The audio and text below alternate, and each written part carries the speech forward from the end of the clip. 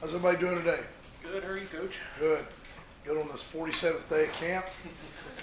Feel like Groundhog Day. I explained to a couple of my old linemen, I realized how old I am, what Groundhog Day, the movie was. They were like, what are you talking about Groundhog Day? So I had to teach Mike Brown a little about Groundhog Day. But it's been, camp has been, it's been a lot of ups and downs for us up front. And offensively, it's the past couple of practices have been really good, I think.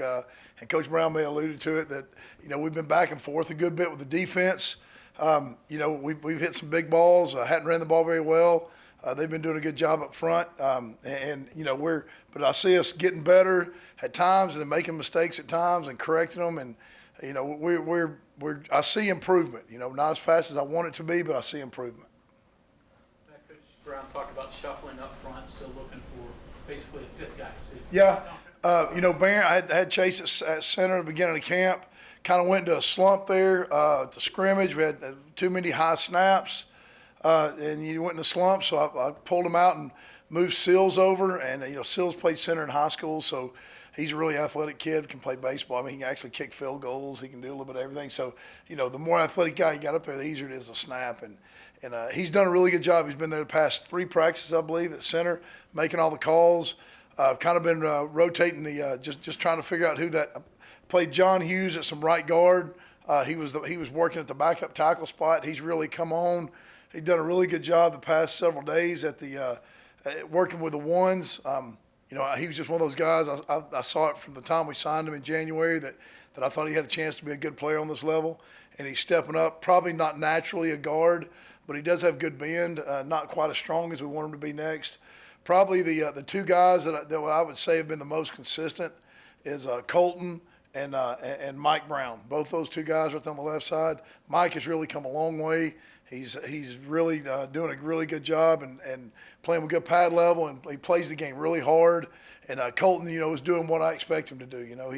He's an intelligent player, studies hard, and he's going to be a really good left tackle in this league. But we just, we're still trying to find that, 5 guys that we feel really good about. So we're continuing to shuffle a little bit, and we're developing a little bit of depth at some spots. Not the kind of solid depth that you want, but at least guys that you trust that are going to do what you coach them to do. What's your number, Coach, for how many linemen you need ready to go?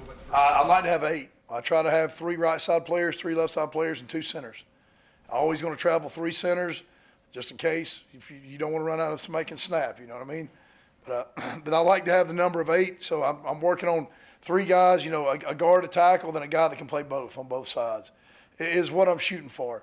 Sometimes you don't always get that from a body type, and you have to travel 9 just because you may have a guard that can play guard but just isn't long enough to play tackle. But that's what I'm looking for. I'd like to find 8 dudes that I know that I can work with all fall. I mean, I obviously like to have 10, but I don't think I've got that right now.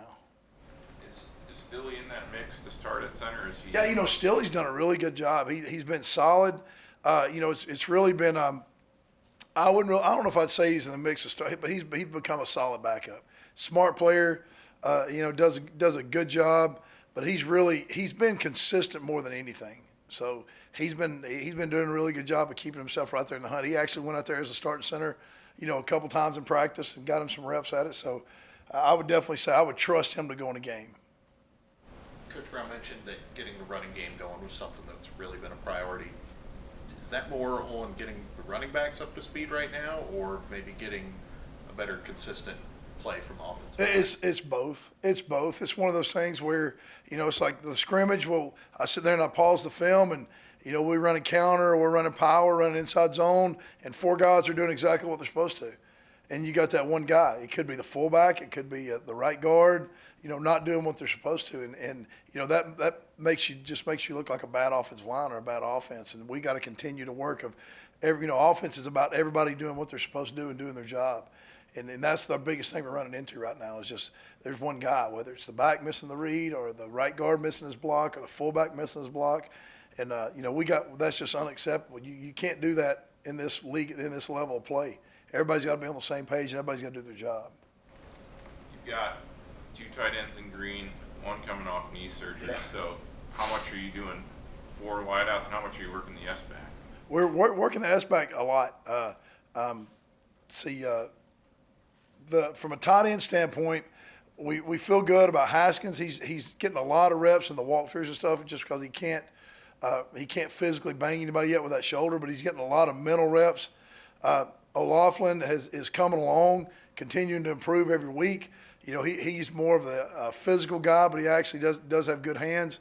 And at the fullback spot, Knipper and Timmons have both done well. Timmons has gotten a lot better since the spring, fitting on people, and Knipper has really surprised us with he really brings it he's a very physical player. He's noticeably physical. If you ask the linebackers on defense, hey, who will hit you? They're definitely going to say, hey, 43 will put it on you. And so it's been nice seeing those guys come along, and we just got to do a good job game planning of being able to use both those guys. I don't think we got really a dude at tight end or fullback that we're just going to go in there and play every snap, but we got to do a really good job game planning and using both those guys in our 20 big sets and our 11 and 21 personnel. I guess what brought Knipper here from Western Michigan, He was a walk on there, and he wasn't happy, and he's an Ohio kid, and his family. I coached with his uncle when I was a high school coach in Alabama, and his uncle gave me a call and said, hey, and I said, come be a student if you want to walk on. If this is where you want to go to school, come walk on. So he walked on, and it's been a very, very pleasant addition to our fullbacking crew. Hey Matt, if you do stick with Josh at center, and you said 3 on each side and 2 centers, do you lose a right guard or a right side player there? Well, I do, but I've got to get Barrett's got to be one of those guys. He's been working. Last year he was kind of the reserve guy at both guards, so he's comfortable at the guard spot. And he actually had his best practice today that he's had all fall working left guard.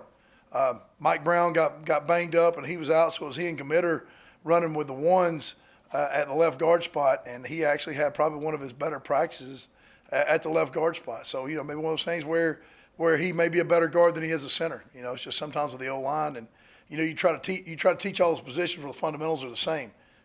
Whether it doesn't matter where you are, if you're covered, if you're uncovered, if you're back, whatever, it's the same technique, so you can shuffle them around a little bit.